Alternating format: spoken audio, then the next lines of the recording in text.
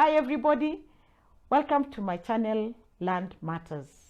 It matters that it is land, and there are matters on land that we need to begin to discuss, to analyze and to understand with a view to promoting how we can live on this land sustainably for prosperity and posterity. My name is Abigail Mbagaya Mukolwe. I am a land and land governance expert in Kenya. On my last episode, we had intimated that we shall be discussing on how to deal in the different categories on land. But after some introspection, I felt that we need to discuss this thing called due diligence. Because due diligence is very important for when you're dealing in any category of land. So what is this thing called due diligence?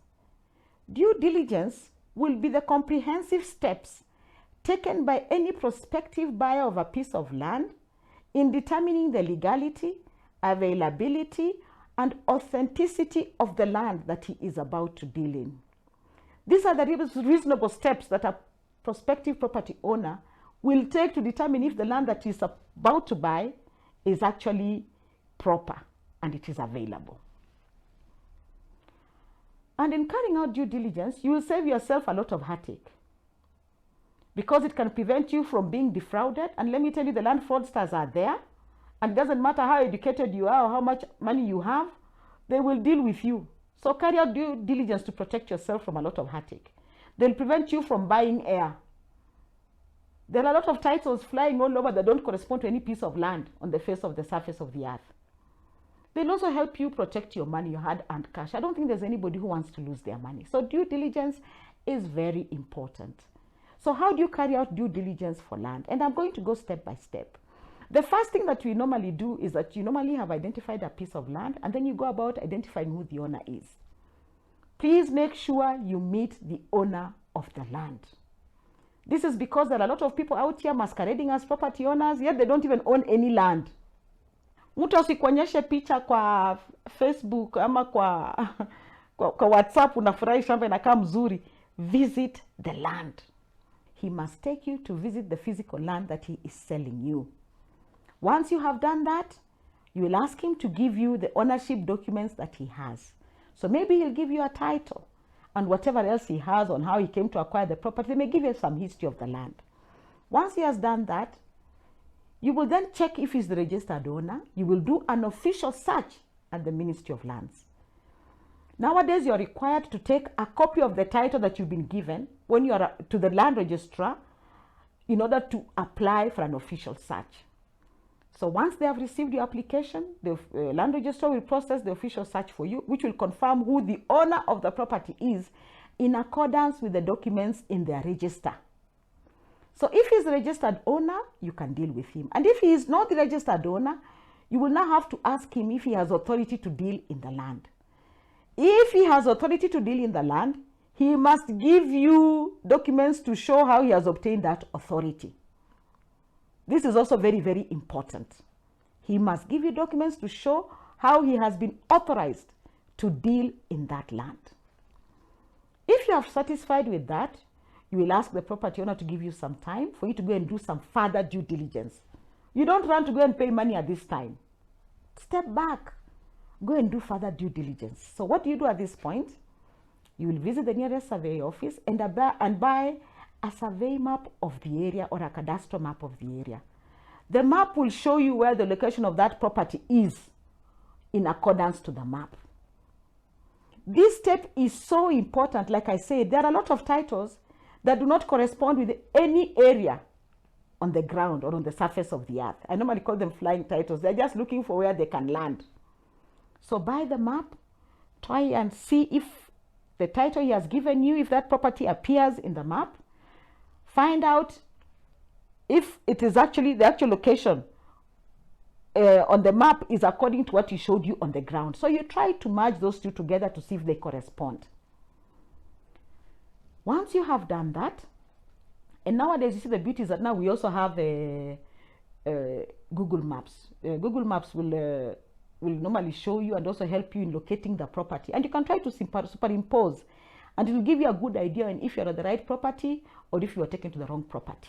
And it is also becoming very helpful and useful in locating property on the surface of the earth. Once you've been able to do that, and you're satisfied that the property does exist, then you take a further step of visiting that property on the ground alone, without the seller.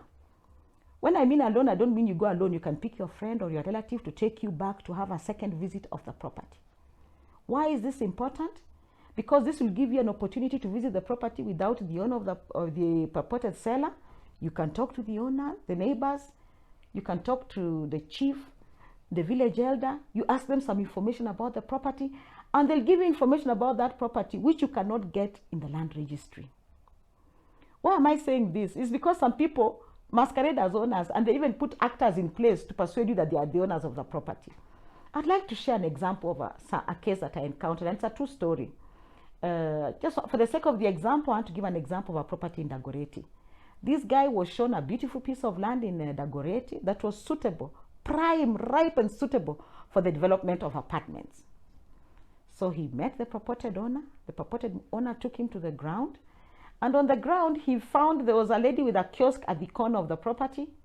And there was a gentleman there was a gentleman grazing some goats in the land.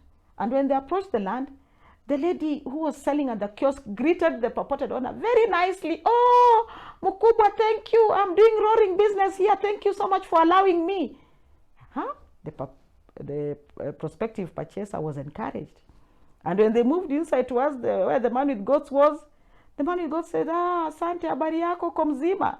He got more confidence. And when he left there, he just ran and went and paid his 18 million because this land was so prime. He paid the 18 million and the transaction was over. So he came back after a short while with his contractor. They wanted now to start construction. Immediately they landed on the land. He saw some gentlemen approaching, about 3 of them, carrying machetes. And they asked him, "What are you doing in the land?" He told them, "I bought the land." And they asked him, "You bought the land from who?" So he gave details of what had happened, and he said who had sold him the land. And the real owner said, "Yes, my name is so-and-so, but have I sold you any land?" Of course, the purported purchaser was so distraught. He said, "No, you never sold. It is not you I met. The particular person I met had your name, but it is not you." They said, "I'm the owner of the land." Of course, the purchaser could have fainted because he had paid his 18 million. He didn't have anything to do. All he had to do was leave that place and go to look for who he had paid his 18 million. So it is important to go back on your own, because people can put actors, they can masquerade as real owners, put in place people to convince you that they're owners of the land. Go back for the second and the third visit without the prospective seller. Once you have confirmed that, and you're convinced that now this land belongs to this person, you're now at a position whereby now you're ready to begin to deal, that you've confirmed the search, you have done ground visit, you have been able to go and knock on the doors, you have talked to the neighbors, and the neighbors have told you what they also know. You know, Kenyans really like to tell stories. In fact, when you knock at a neighbor's door and ask, "Hey, habari hii shamba inauzwa?" Wachana na hiyo, watoto wanapigana. Wachana, sijui mtu alikufa. They will tell you everything that you didn't even ask. Please make that visit on your own, twice or 3 times, and gather as much information as you can about that property. Now, when you're ready to deal, there's a small matter that you must also confirm. You must confirm that the property you're dealing in is not matrimonial property. If it is matrimonial property, spousal consent is mandatory. Also, when you're talking to the neighbors, you'll also find out who is the wife, who is the husband. It is because I've had cases whereby the husband went to sign the consent forms with a woman. He went with the ID of the wife, but the woman he presented as the wife is not the wife. Or the woman went to the husband with the ID of the husband, but the person she presented as the husband is not the husband. So after you've dealt with that, you arrive on the property, you find the real wife in the home. She's asking you who sold you the property. Spousal consent is mandatory when you're dealing in matrimonial property. So once you've been able to confirm all this and you've gotten all the details together, you are now able to begin transacting in this piece of land. In our next episode, I will now continue from there on how you deal in freehold land, because in freehold land, there'll be further steps. In leasehold land, there'll be different steps. And in public land, which kind of public land can you deal in? Ladies and gentlemen, thank you so much for listening to me. If this is your first time, please hit the subscribe button so that next time when we post the next videos, you will be able to watch. Thank you and bye.